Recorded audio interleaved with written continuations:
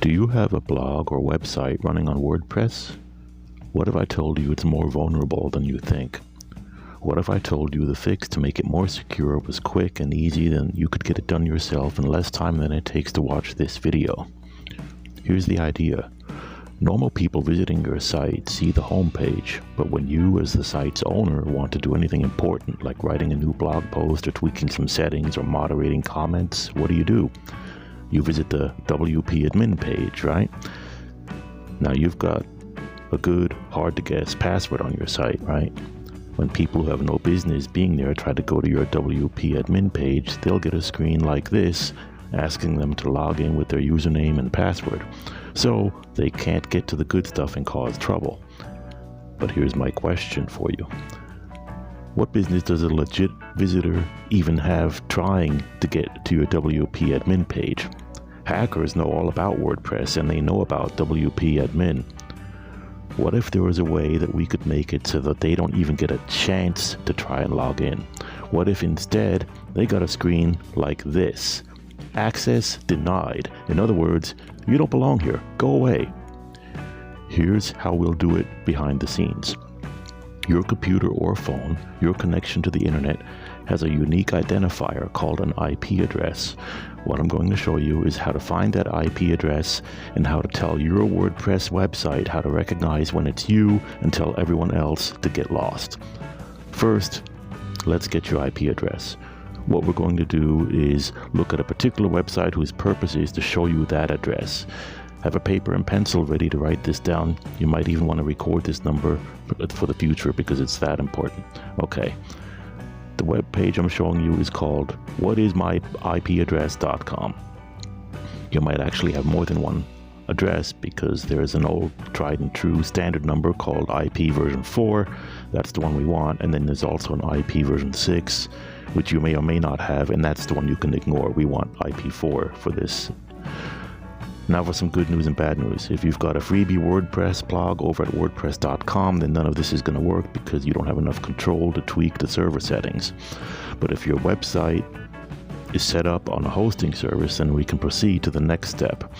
What you want to do first is log into your web host's account with whatever password they assigned you when you bought the thing. That'll be different depending on your host, so I can't really show you that here. But what you're looking for is something called cPanel after you log in. That's control panel that lets you under the hood of your website. It can be kind of intimidating to open this thing up at first because there are so many settings. No worries though, we're only interested in one, the file manager.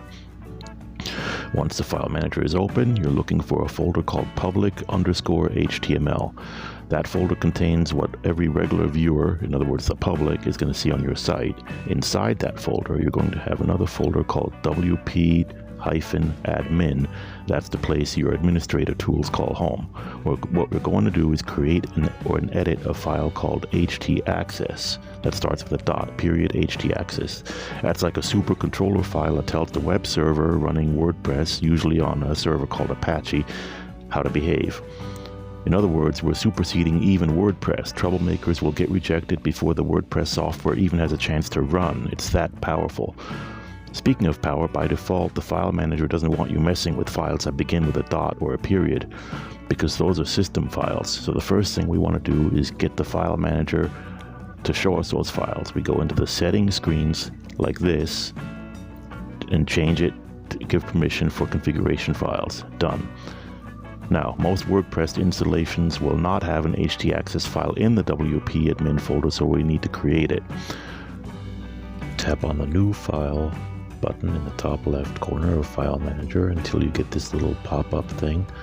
Type in .htaccess as the file name and confirm that it's going to be created in the public HTML/WP-admin directory, just like what you see here.